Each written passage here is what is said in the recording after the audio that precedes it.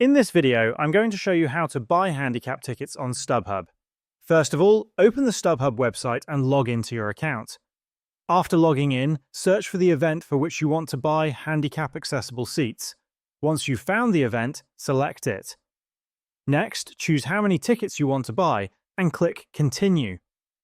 After that, click on the Filters option on the left side of your screen.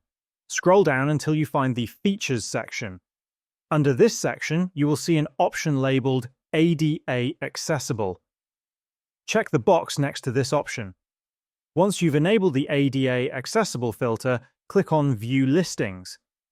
Now you will see all available handicap-accessible tickets listed on the right side of the screen. Click on the ticket you want to buy. After selecting the ticket, click Select. You will have 10 minutes to complete the purchase. On the next screen, follow the on-screen instructions to add your payment details and complete the transaction. And this is how you can buy handicap-accessible tickets on StubHub.